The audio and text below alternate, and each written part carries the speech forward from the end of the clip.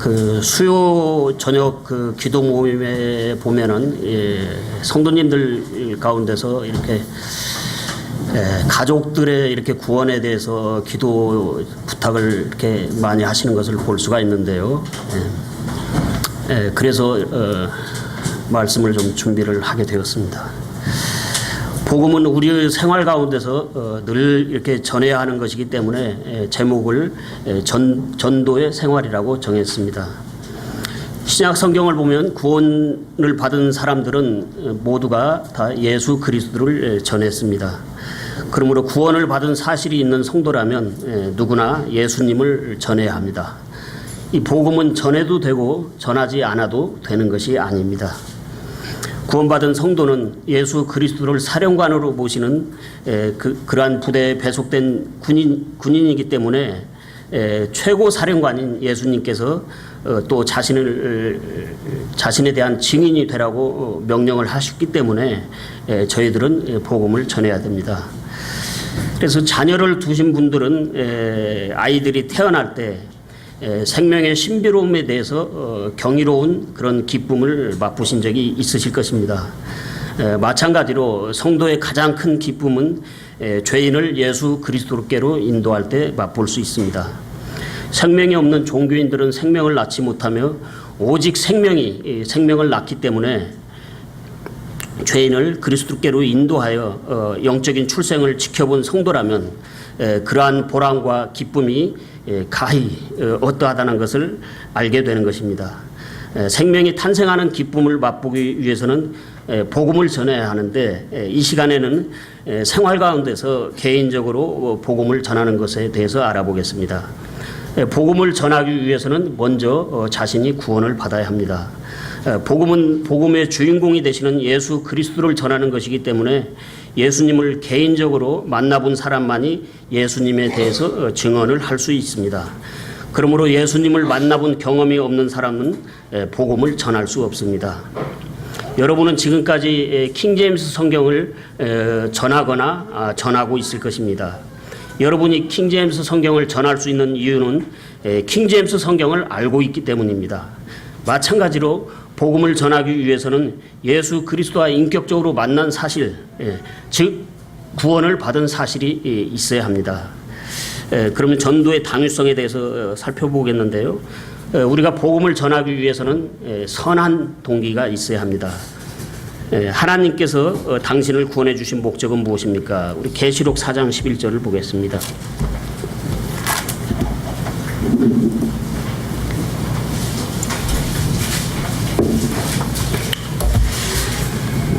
오 주여, 주는 영광과 존귀와 권능을 받기에 합당하시오니 주께서 모든 것을 창조하셨고 또 그것들이 주를 기쁘게 하려고 존재하며 창조되었나이다 하더라. 처음에 하나님의 형상을 갖춘 존재로서 이렇게 창조된 인간은 하나님께서 지으신 모든 창조물들의 으뜸이 되는 그러한 존재로서 하나님께 존귀와 영광과 찬송과 경배를 드림으로 주님을 기쁘시게 하기 위해서 창조가 되었던 것입니다. 그런데 마귀의 개입으로 인하여 첫사람 아담이 죄를 범하게 되므로 인간은 하나님 앞에 나아갈 수 없는 처지가 되고 말았습니다. 사랑의 하나님께서는 이러한 인간의 처지를 불쌍히 여기시고 자신의 사랑하는 독생자이신 예수님을 보내주셨습니다.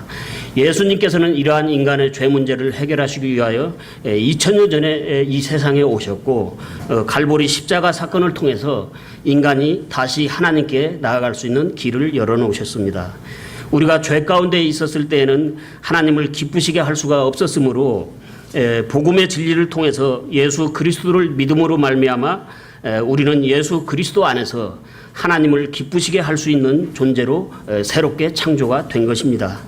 그러나 죄인들은 이러한 하나님의 사랑과 호의를 거절하고 예수 그리스도를 믿지 않고 있기 때문에 하나님께서 이 세상을 향해서 어떠한 사랑을 베푸셨는지를 까맣게 모르고 있습니다. 2000년 전에 예루살렘에서 거기서 선포된 그 하나님의 그러한 사랑이 아직까지도 그들은 그러한 사랑을 모르고 있습니다. 그들의 불신앙으로 인해서 예수 그리스도를 통해서 베풀어 주신 하나님의 크고도 깊은 사랑이 그들에게는 아무런 의미도 없이 되어 있다는 말씀입니다. 이 세상은 이렇게 하나님을 기쁘시게 할 수 없는 죄인들로 인해서 하나님의 영광이 가려져 있습니다. 그 가려진 죄악의 두꺼운 그 차이를 걷어내기 위해서는 그들에게도 예수 그리스도가 필요한데 그들에게 복음의 빛이 비추도록 우리는 복음의 일꾼으로 하나님께 헌신이 되어져야 합니다. 예수님께서는 이 땅에서 죄인 하나가 회개하고 죽게 돌아오면 하늘에서는 회개할 필요가 없는 99을 인한 것보다도 더 기쁨이 있다고 했습니다. 우리가 하나님께 기쁨을 드리는 존재가 되기 위해서는 각자가 선하고 의로운 삶을 살아야 하는 것은 물론이고 무엇보다도 예수 그리스도를 모르는 사람들에게 복음을 전하여 그들 또한 우리와 마찬가지로 하나님 앞에 기쁨이 되며 영광을 드리는 존재가 되도록 해야 합니다. 그러면 당신의 생애에서 일어났던 최대의 사건은 무엇입니까? 마태복음 4장을 보겠습니다. 마태복음 4장 18절에서 22절입니다.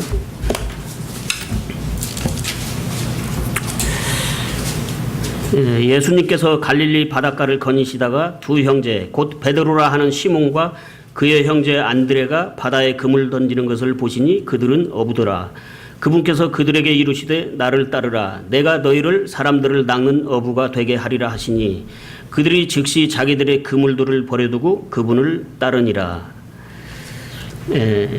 그분께서 거기서 더 가시다가 다른 두 형제 곧 세베대의 아들 야고보와 그의 형제 요한이 자기들의 아버지 세베대와 함께 배 안에서 자기들의 그물들을 고치고 있는 것을 보시고 그들을 부르시니 그들이 즉시 배와 자기들의 아버지를 남겨두고 그분을 따르니라. 다음에 요한복음 4장 28절도 보겠습니다.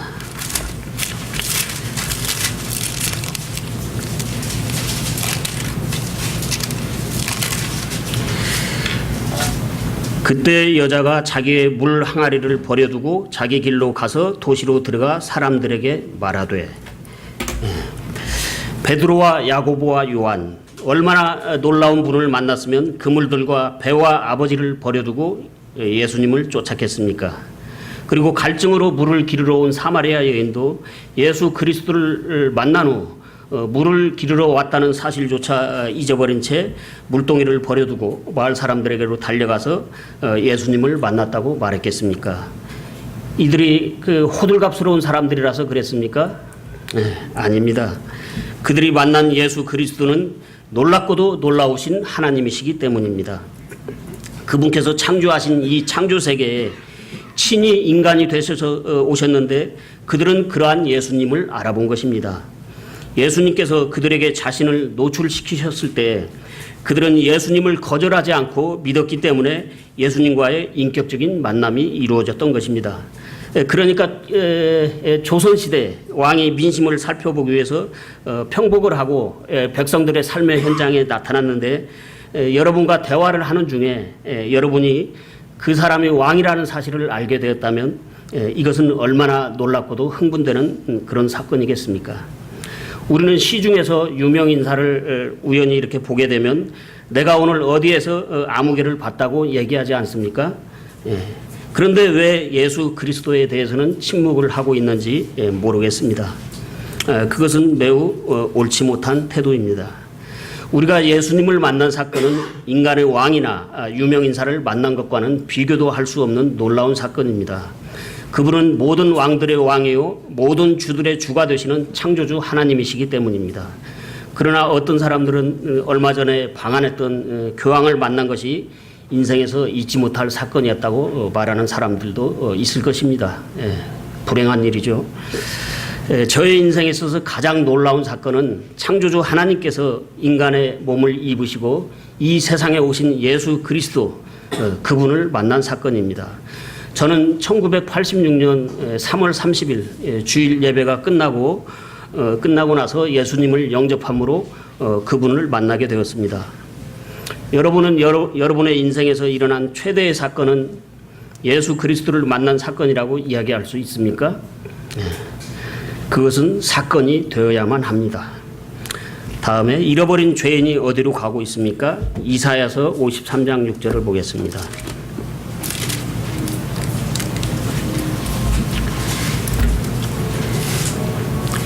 우리는 다 양 같아서 길을 잃고 각각 자기 길로 갔거늘 주께서는 우리 모두의 불법을 그에게 담당시키셨도다. 예수님께 담당시키셨다는 말씀이죠. 세간에 가끔 이런 사람들의 얘기가 소개되는데요. 인생에서 오랫동안 한 길을 가다가 성공을 한 사람들의 이야기입니다.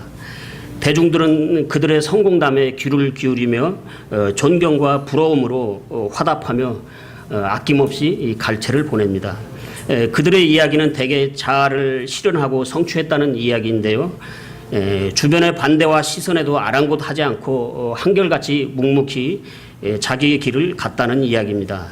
그랬더니 마침내 원했던 그 꿈을 이룰 수 있었다고 하면서 나는 다시 태어나도 이 길을 가겠노라고 그러니 여러분도 용기를 내서 도전하시기를 바란다고 이야기하는 것을 볼 수 있습니다. 그리고 그들의 이야기가 거의 끝나갈 무렵에 사회자가 노래를 시키면 그런 사람들은 거의가 이 노래를 좋아하던데요. 프랭크 시나트라가 불러서 유명해진 그 마이 웨이라는 노래입니다. 예수님께서 사랑하시는 성도 여러분, 그런데 이 마이웨이로 가면은 다 멸망합니다. 인생들이 자랑하는 그 길의 끝은 사망이요 패망의 길이며 지옥이 입을 벌리고 기다리고 있는 길입니다.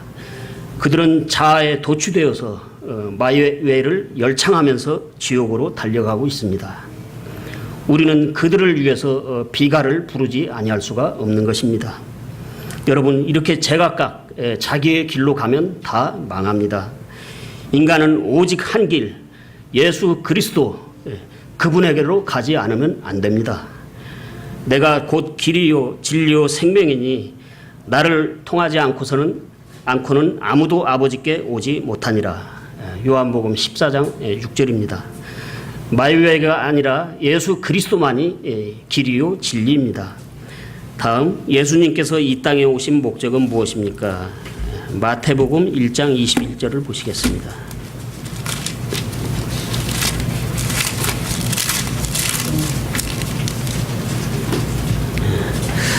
그녀가 아들을 낳으리니 너는 그의 이름을 예수로 하라. 이는 그가 자기 백성을 그들의 죄들에서 구원할 것이기 때문이라 하니라. 다음에 마태복음 9장 11절에서 13절을 보겠습니다. 바리새인들이 그것을 보고 그분의 제자들에게 이르되 어찌하여 너희 선생은 세리들과 죄인들과 함께 먹느냐 하거늘 예수님께서 그것을 들으시고 그들에게 이르시되 온전한 자들에게는 의사가 필요 없으나 병든 자들에게는 필요하니라. 오직 너희는 가서 내가 긍휼을 원하고 희생물을 원치 아니하노라 하신 말씀이 무슨 뜻인지 배우라.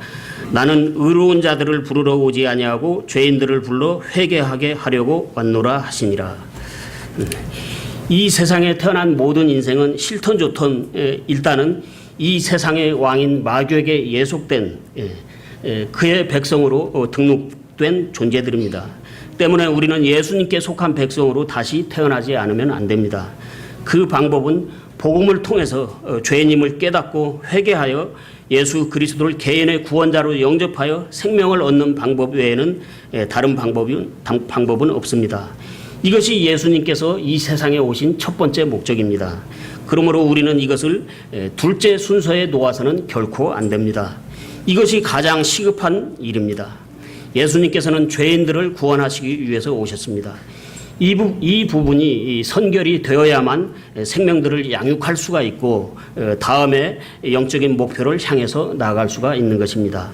생명이 끊임없이 생산되어야만 교회의 영적인 사명과 목표를 계속해서 추구할 수 있다는 말씀입니다. 이 일이 안 되었기 때문에 유럽의 교회들이 다 망한 것 아닙니까? 예수님께서는 저와 여러분을 구원하시고 바로 하늘로 데려가시지 않고 이 땅에 남겨놓으신 이유는 하늘에 있는 천사들도 할 수 없는 이 복음을 전하도록 우리를 남겨놓으신 것입니다. 이 일에는 그래서 반드시 저와 여러분의 수고와 헌신이 필요합니다. 복음은 거듭난 사람만이 전할 수가 있기 때문입니다. 그러나 아직도 믿지 않는 사람들로 인하여 그들에게는 예수님께서 이 땅에 오신 목적이 헛된 가운데 있습니다. 다음에 전도하기 위한 준비와 진행에 대해서 좀 알아보겠는데요. 먼저 내가 구원받은 것을 확인을 해야 합니다. 고린도후서 13장 5절을 보겠습니다.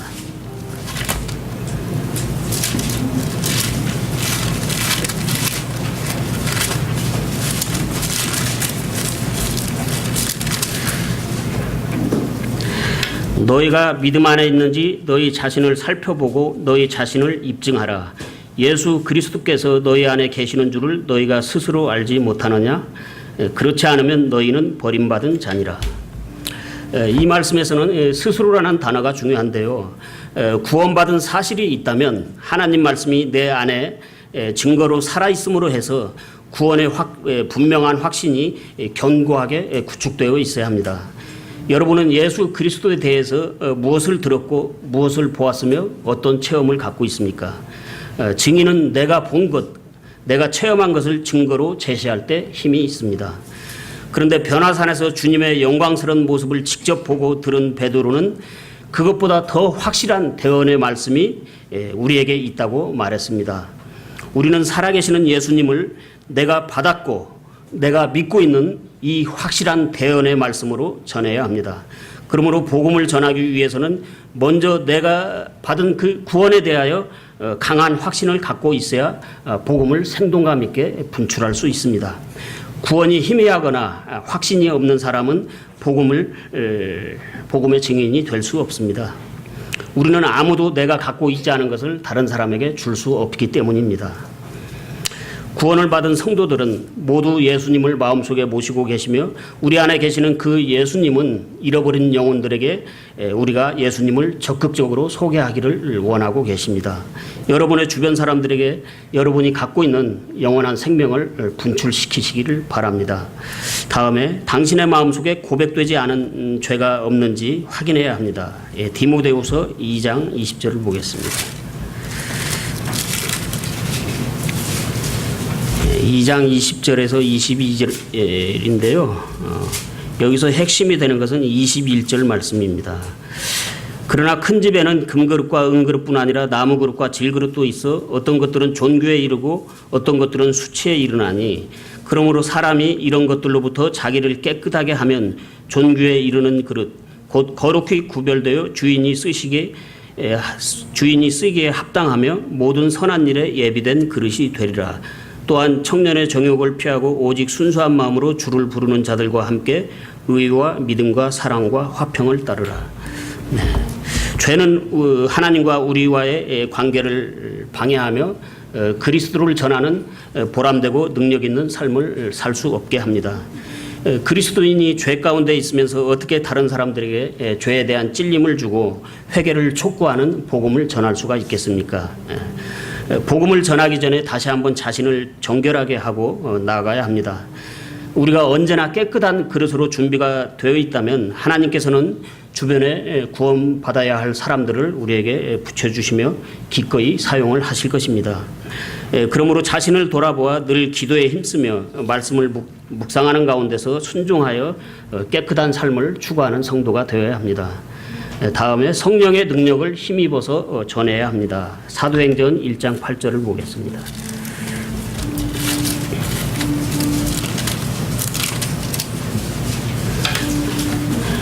오직 성령님께서 너희에게 임하신 뒤에 너희가 권능을 받고 예루살렘과 온 유대와 사마리아에서 그리고 땅의 맨끝 지역까지 이르러 나를 위한 증인이 되리라 하시니라. 영혼 구령의 총주의자는 성령님이십니다. 성령님의 역사하심이 없이는 영혼 구령은 일어나지 않습니다. 우리가 구원을 받았을 때 하나님께서는 우리 각자에게 성령님을 선물로 주셨습니다. 그래서 구원을 받은 성도들의 마음속에는 이미 성령님께서 내주하고 계시기 때문에 그분께 의지하면서 성령님께서 역사하실 것을 믿고 피전도자에게 적합한 하나님 말씀을 제시하여 복음을 전개해야 합니다. 먼저 홍해를 미리 갈라주신 것과는 달리 이번에는 이스라엘 백성들이 믿음으로 발걸음을 내디뎠을 때 요단강물이 갈라졌듯이 복음 전도는 먼저 내가 입을 열어서 하나님 말씀을 전해야 성령님께서 내 입을 통해서 나가는 하나님 말씀으로 역사를 하시기 시작하는 것입니다. 이렇게 복음이 내 입을 통해서 전해질 때 피전도자가 복음을 거부하지 않으면 성령님께서는 그에게 죄에 대한 찔림과 회개하는 마음을 갖게 하심으로 피전도자가 복음에 설득되도록 도우시며 예수 그리스도를 믿고자 하는 마음을 주시는 것입니다. 이것이 믿음은 들음에서 오며 들음은 하나님 말씀에서 온다고 하는 로마서 10장 17절의 말씀이 의미하는 것입니다. 에베소서 2장 8절과 9절에서 말씀하시는 것처럼 믿음을 선물로 주어서 마침내 구원을 받게 하시는 것입니다. 이것이 영혼을 구령할 때 성령님께서 하시는 일입니다. 그러므로 복음을 전할 때는 성령님의 능력을 의지하고 전해야 합니다. 인위적인 방법이나 나의 말과 수단으로 하려고 해서는 절대로 안 됩니다. 다음에 말씀을 준비해야 합니다. 베드로전서 3장 15절을 보겠습니다. 3장 15절에서 17절까지 읽겠습니다. 오직 너희 마음속에서 주 하나님을 거룩히 구별하고 너희에게 너희 속에 있는 소망의 이유를 묻는 모든 사람에게 온유함과 두려움으로 대답할 것을 항상 예비하며 선한 양심을 가지라. 이것은 그들이 너희를 가리켜 악을 행하는 자라고 비방하다가도 그리스도 안에 있는 너희의 선한 행실을 거짓으로 비난하는 자들이 부끄러움을 당하게 하려 함이라. 여기까지만 읽겠습니다. 이 말씀과 같이 하기 위해서는 이 말씀의 첫머리에서 이야기하는 것처럼 우리의 마음속 중심으로부터 하나님을 거룩히 구별하여 성별된 생활을 해야 합니다. 그러면 믿지 않는 사람들이 우리의 그러한 생활과 태도를 보고 우리에게는 뭔가 특별한 소망이 있음을 알게 됩니다. 우리가 말과 행실에 있어서 늘 하나님을 의식하고 두려워하며 말씀에 순종하는 생활을 한다면 믿지 않는 사람들이 그러한 우리를 보고 어떤 생각을 하게 되겠습니까? 정말 하나님이 계시는가에 대해서 그들은 호기심과 관심을 보일 것이 아니겠습니까? 이렇게 우리가 믿고 있는 예수님에 대해서 그들이 약간이라도 관심을 보인다면 복음에 대한 거부감을 어느 정도는 줄일 수 있습니다. 그럴 때 우리는 온유하고 두려운 마음으로 그들을 불쌍히 여기며 복음을 전할 수 있는 준비를 하고 있어야 하는데 그러다가 결정적인 기회를 만났을 때 복음의 핵심을 전개하여 그러니까 soul winning, 혼을 이겨와야 하는 것이죠. 즉 구령 상담을 할 줄 알아야 합니다. 여기에 대해서는 예전에 이우진 형제님이 몇 차례 걸쳐서 이렇게 강의를 했다고 하는데 2010년 상반기에 신학원에서 강의한 것을 저도 들은 것이 생각납니다. 또 쉬운 복음, 쉬운 전도와 바람 아래서 뿌리고 구름 위에서 거둔다라는 전도에 관한 책도 우리 교회에 있으니까 참고하시면 도움이 되실 것입니다. 다음에 기도해야 합니다. 요한일서 5장 14절과 15절을 보겠습니다.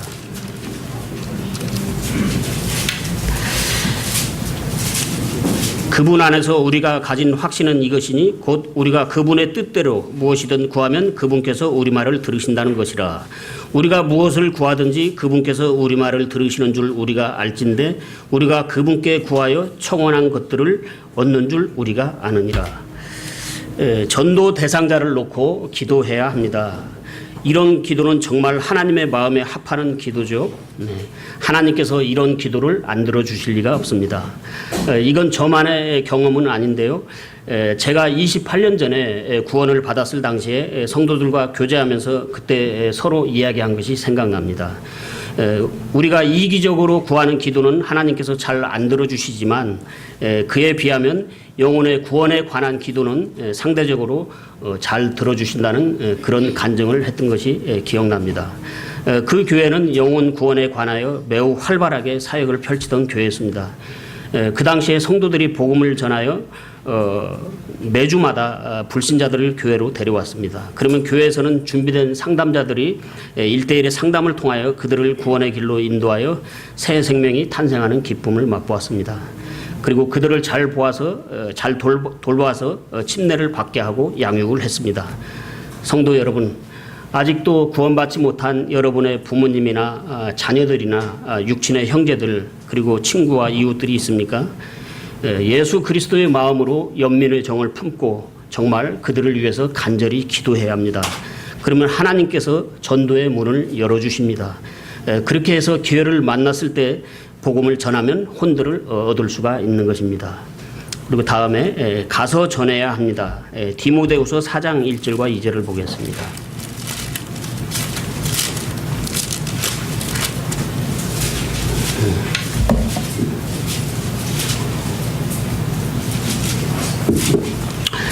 그러므로 내가 하나님 앞과 주 예수 그리스도 앞에서 곧 친히 나타나실 때 자신의 왕국에서 산자와 죽은 자를 심판하실 분 앞에서 너에게 명하노니 말씀을 선포하라. 때에 맞든지 맞지 아니하든지 긴급히 하라. 모든 오래 참음과 교리로 책망하고 꾸짖고 권면하라. 이 세상에서 가장 중요하고도 시급한 일은 천하보다도 더 귀한 한 영혼이 구원을 받는 일입니다. 사람들은 10년 후, 20년 후에 그 장래일들을 걱정하고 계획하지만 내일 어떻게 될지, 내일 일에 대해서는 아무것도 알지 못합니다. 우리는 아무도 5분 후에 무슨 일이 일어날지를 모릅니다. 우리가 이 세상에 올 때는 순서대로 왔지만 이 세상을 떠날 때는 순서가 없습니다. 얼마 전에는 이제 갓 20살을 넘긴 여자 가수 2명이 교통사고로 죽었습니다. 여러분도 아시죠? 그래서 이 세상의 삶이라는 것은 수증기와도 같이 잠깐 보이다가 사라지는 것입니다. 그 짧은 인생의 순간에 지옥이냐 하늘이냐 영원한 운명의 시간이 이렇게 갈리게 되는 것입니다. 그 영원이라는 시간을 어디에서 보내게 될지 각자의 선택에 의해서 영원히 운명이 갈리게 되는 것입니다. 구원은 그들이 살아있을 때 개인적으로 예수 그리스도를 영접해야만 되기 때문에 복음의 긴박성이 우리 손에 달려있는 것입니다. 우리가 말하면 살고 우리가 말하지 않으면 그들은 죽습니다. 에덴의 동산에서 죄를 범한 아담이 하나님의 앞을 떠나서 숨은 것처럼 그들이 복음을 듣기 위하여 우리에게 스스로 이렇게 찾아오는 경우는 거의 없습니다. 그러므로 그들이 오기를 기다리지 말고 내가 복음을 들고 찾아가야 합니다. 로마서 10장을 보겠습니다. 로마서 10장 13절에서 15절을 보겠습니다.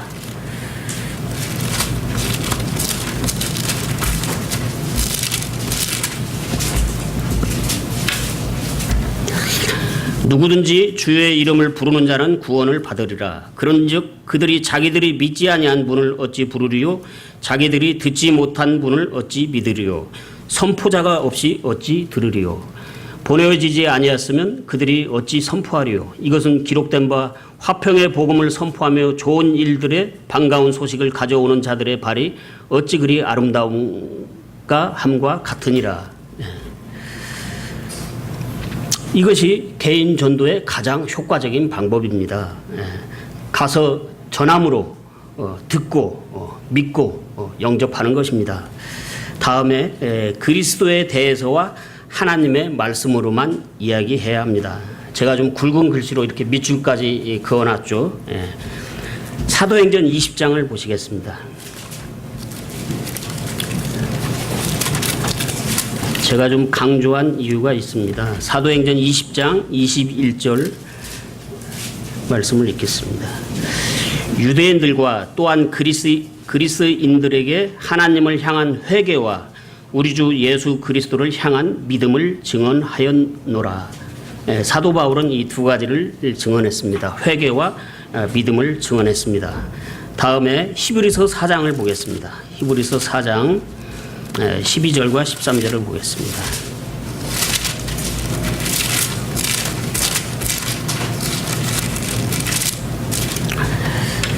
하나님의 말씀은 살아있고 권능이 있으며 양날 달린 어떤 검보다도 예리하여 혼과 영과 및 관절과 골수를 찔러 둘로 나누기까지 하고 또 마음의 생각과 의도를 분별하시는 분이시니 그분의 눈앞에서 드러나지 아니하는 창조물이 하나도 없고 모든 것이 우리와 상관하시는 그분의 눈에 벌거벗은 채 드러나 있느니라.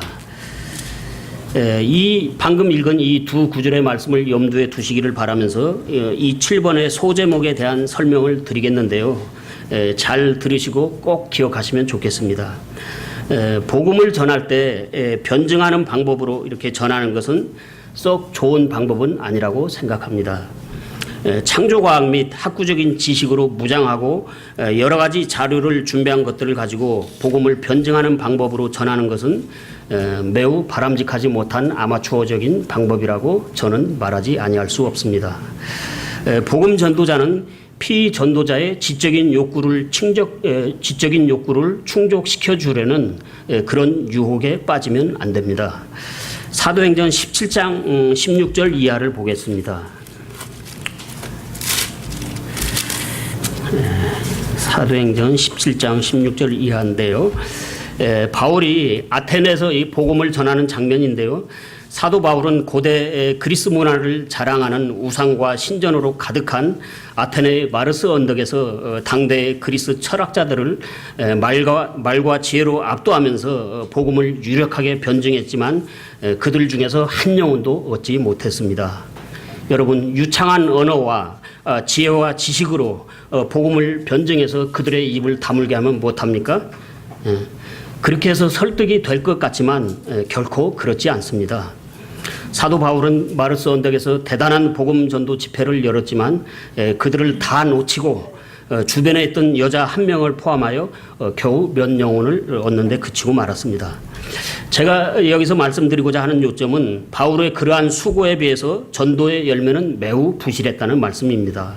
사도행전 17장 32절을 보면 사도 바울과 변론을 벌인 철학자들 중에는 바울의 말을 다시 듣겠다고 한 사람들도 있었지만 바울은 어찌된 일인지 그들에게 다시 복음을 전하지 않고 아테네를 떠났다고 말씀하고 있습니다. 좀 이상하지 않습니까?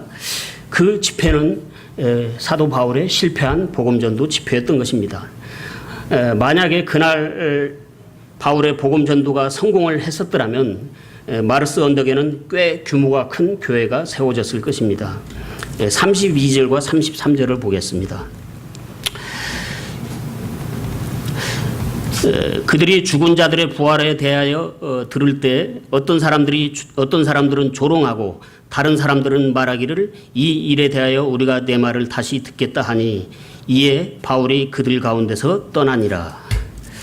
그리고 18장 1절을 보면 이 일들 뒤에 바울이 아테네를 떠나 고린도에 이르렀다고 기록하고 있는데 성경이 굳이 이 일들이라고 이렇게 기록하고 있는 것은 바울의 실패를 말하고 있는 것으로 생각이 됩니다. 여러분, 바울 같은 사람도 얼마든지 실패할 수가 있는 것입니다. 여러분 중에서는 복음을 전하다가 잘못하여 논쟁에 휘말려서 실패를 맛본 쓰라린 경험을 하신 분들이 있을 것입니다. 그러한 쓰라린 경험이 있었기 때문에 사도 바울은 고린도전서 2장에서 다음과 같이 말하지 아니했을까라고 제 개인적인 생각이지만 저는 여러분에게 조심스럽게 말씀을 드려봅니다. 다 함께 고린도전서 2장을 보겠습니다. 고린도전서 2장 1절에서 5절입니다. 형제들아, 내가 너희에게 가서 하나님의 증언을 너희에게 밝히 말할 때에 말이나 지혜에 뛰어난 것을 가지고 나아가지 아니하였나니 나는 너희 가운데서 예수 그리스도 곧 십자가에 못 박히신 그분 외에는 아무것도 알지 아니하기로 결심하였느니라. 내가 약하고 두려워하고 몹시 떨면서 너희와 함께 있었으며 또 나의 말과 나의 복음 선포를 사람의 지혜의 유혹하는 말들도 하지 아니하고 성령의 권능을 실증함으로 하였으니 이것은 너희의 믿음이 사람들의 지혜 안에 서지 아니하고 오직 하나님의 권능 안에 서게 하려 함이라. 바울은 아테네에서 복음을 변증했던 것과는 달리 고린도에서는 그런 방식으로는 복음을 전하지 않았던 것입니다. 그 결과 고린도에서는 많은 혼들을 얻어서 교회를 세울 수가 있었습니다. 여러분, 유능한 전도자가 되려면 변론과 논쟁을 피하면서 하나님 말씀만을 사용하여 복음의 핵심을 전할 줄 알아야 합니다. 우리의 말이나 지혜의 능력이 있는 것이 아니라 하나님 말씀의 능력이 있기 때문입니다. 성경은 하나님의 어리석음이 사람들보다 지혜롭다고 말씀하고 있습니다. 앞으로 한 장 넘겨서 고린도전서 1장 21절을 보겠습니다. 고린도전서 1장 21절에서 25절입니다. 하나님의 지혜에 있어서는 세상이 지혜로 하나님을 알지 못하였으므로 하나님께서 복음 선포에 어리석은 것으로 믿는 자를 구원하시는 것을 기뻐하셨도다. 유대인들은 표적을 요구하고 그리스인은 지혜를 추구하나 우리는 십자가에 못 박히신 그리스도를 선포하노니 그분은 유대인들에게는 걸려 넘어지게 하는 것이요 그리스인들에게는 어리석은 것이로되 부르심을 받은 자들에게는 유대인들에게나 그리스인들에게나 그리스도는 하나님의 권능이요 하나님의 지혜이시니라. 하나님의 어리석음이 사람들보다 지혜롭고 하나님의 약함이 사람들보다 강하니라. 그러므로 기왕에 복음이 전개되고 있는 상황이라면 불필요한 변론을 피하고 단도직입적으로 복음의 핵심을 던져서 하나님 말씀의 포위망 안으로 길 잃은 양들을 몰아가야 합니다. 사람의 지혜로운 말보다도 어리석어 보이는 하나님 말씀 그 자체, 그 말씀 한 구절이 더 능력이 있기 때문입니다. 그런데 우리가 이렇게 복음을 전하다 보면 피전도자는 복음을 듣다가도 자신을 방어하며 자꾸만 관심을 다른 데로 돌리려고 하는 그런 습성이 있습니다. 그것은 복음의 빛이 비치지 못하게 마귀가 방해 공작을 벌이고 있기 때문이며 그와 더불어서 어떻게든 영적인 수술을 피해보려는 죄인의 방어 본능이 작용하고 있기 때문입니다. 그래서 요한복음 4장을 보면 예수님과 사마리아 여인의 대화에서 그러한 현상이 잘 나타나고 있는데 이것은 마치 수술을 앞둔 환자가 병이 낫기를 원하면서도 수술에 대한 일시적인 두려움으로 의사의 손길을 피하려고 하는 것과 같은 심리입니다. 그러므로 복음을 전하는 사람은 말씀의 능력을 의지하고 그 혼을 예수 그리스도께로 인도하기까지 끝까지 최선을 다해야 합니다. 다음에 결과를 기대해야 합니다. 시편 126편을 보겠습니다.